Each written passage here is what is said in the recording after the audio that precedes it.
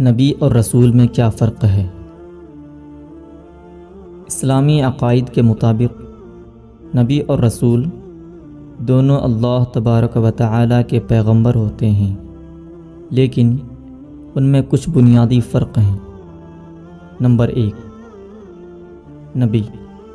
نبی وہ ہستی ہے جسے اللہ تبارک و تعالی کی طرف سے وحی ملتی ہے تاکہ وہ لوگوں کو اللہ کا پیغام پہنچا سکیں۔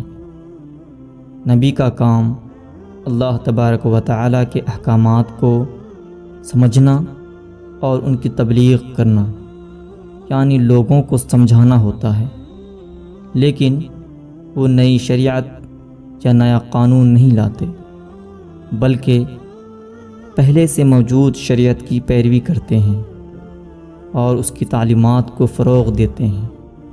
نمبر 2، رسول انہیں کہا جاتا ہے جسے اللہ تبارک و تعالی نہ صرف وحی یعنی پیغام دیتا ہے، خبر دیتا ہے، بلکہ اسے ایک نئی شریعت یا قانون بھی عطا کرتا ہے۔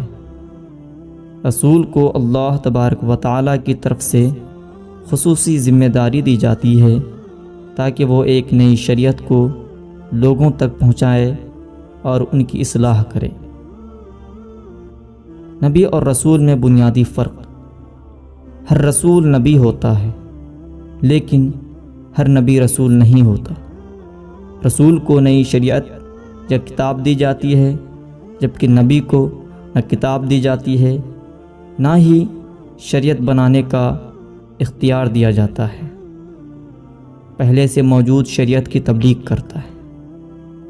اور اب سے لے کر قیامت تک نہ کوئی رسول آئیں گے نہ ہی کوئی نبی آئیں گے۔ جناب محمد الرسول اللہ صلی اللہ تعالی علیہ وسلم آخری رسول ہیں، اور میں، آپ یعنی ہم سبھی حضرات نبی کریم صلی اللہ تعالی علیہ وسلم کی ہی امتی میں شامل ہیں۔